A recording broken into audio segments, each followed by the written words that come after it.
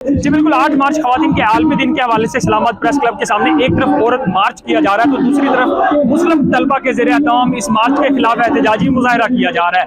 ये नौजवान यहाँ मौजूद हैं, नारेबाजी कर रहे हैं औरत मार्च के खिलाफ। इनसे जानते हैं कि आखिरकार औरत मार्च से इनका इख्तिलाफ क्या है।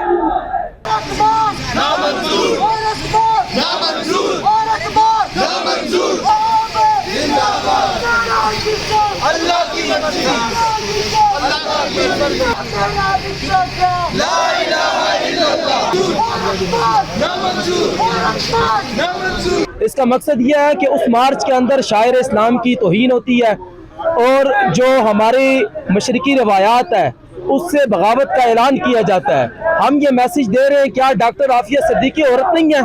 क्या आसिया इंदराबी औरत नहीं है? आया उस मार्च के अंदर आज तक उन दोनों का नाम लिया गया?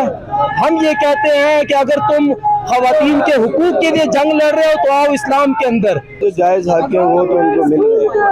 ये औरत का आज़ादी मार्च, औरत अगर आज़ादी चाहती है तो इस्लाम ने औरत को आज़ादी दी है, लेकिन 4 दीवारी कर उससे बाहर औरत की कोई आज़ादी नहीं। उसका हकूक है, बिल्कुल है।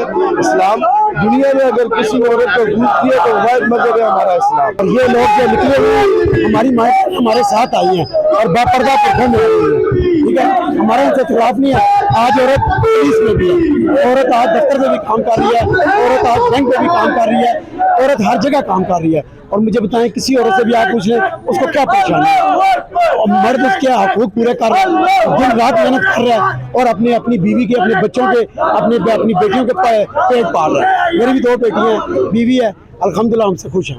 और जब इस्लाम नहीं था उससे पहले औरत को जिंदा दरगोर किया जाता था। आज औरत को जब इज्जत मिली तो निकाह दिया गया, जब औरत को इज्जत मिली तो हिजाब दिया गया, जब औरत को इज्जत मिली तो उन्हें जब उस औरत को पाकिस्तान में इज्जत मिली तो आपने देखा कि पाकिस्तान में औरत वजीर आज़म बनी, पाकिस्तान में औरत असम्बली में पहुंची। लेकिन ये कौन सी ऐसी ख़वातीन है जो गलीज़ नारे यहाँ पे बकती हैं?